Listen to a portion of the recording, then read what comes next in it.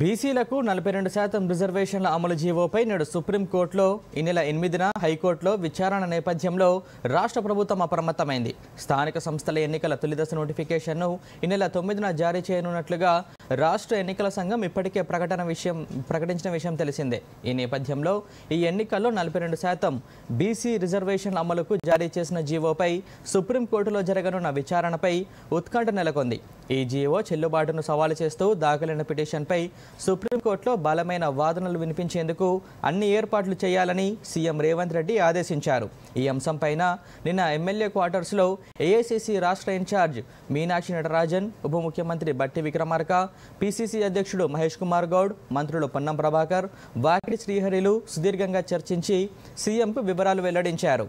కాగా సీనియర్ న్యాయ కోవిదులతో ముందే మాట్లాడాలని ముఖ్యమంత్రి ఆదేశించడంతో బట్టి, పొన్నం, వాకిటి శ్రీహరి ఢిల్లీ వెళ్లారు. స్థానిక సంస్థలు జూబ్లీహిల్స్ ఉప ఎన్నికల్లో ప్రచార కార్యాచరణపై చర్చించినట్లుగా నేతలు తెలిపారు. ఎమ్మెల్యే క్వార్టర్స్లో సమావేశం అనంతరం మంత్రి పొన్నం ప్రభాకర్ మీడియాతో మాట్లాడుతూ తెలంగాణ ప్రభుత్వం బీసీలకు 42% రిజర్వేషన్ల అమలుకు తీసుకుంటున్న చర్యలను కొందరు అడ్డుకునే ప్రయత్నాలు చేస్తున్నారని ఆరోపించారు.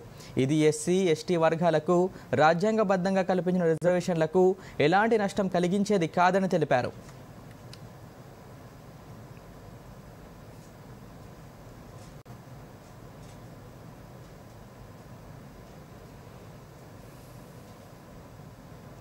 ఇది రాజ్యాంగంలో ఎస్సీ ఎస్టీలకు ఉన్న మాదిరిగా బీసీలకు కూడా హక్కు రావాలని కోరుతున్న సందర్భంలో అన్ని రాజకీయ పార్టీలు కూడా ఇందుకు మద్దతు ఇచ్చినాయి.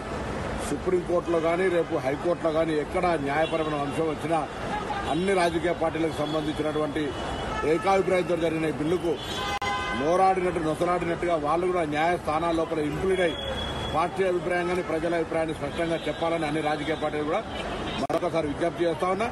ఇది పైన పటారం లోన లొటారం అన్నట్టుగా మీదికి మాత్రం సపోర్ట్ చేస్తున్నటువంటి విధానం కాకుండా పిటిషనర్ల పైన కొంత విజ్ఞప్తి చేసి కానీ మీ పార్టీ పరమైన అభిప్రాయం న్యాయస్థానాలకు చెప్పి కానీ ఈ అంశంపై స్పష్టత చేయాలని కూడా ఈ సందర్భంగా కోరుతూ తప్పకుండా అక్కడ సీనియర్ న్యాయవాదులను కలుసుకొని బలహీన వర్గాలకు న్యాయం చేసేటువంటి అంశంకు తెలంగాణ ప్రభుత్వం పూర్తి కేబినెట్తో సహా పార్టీ మొత్తం కట్టుబడి ఉందనే మాటని సందర్భంగా తెలియజేస్తా ఉన్నాను.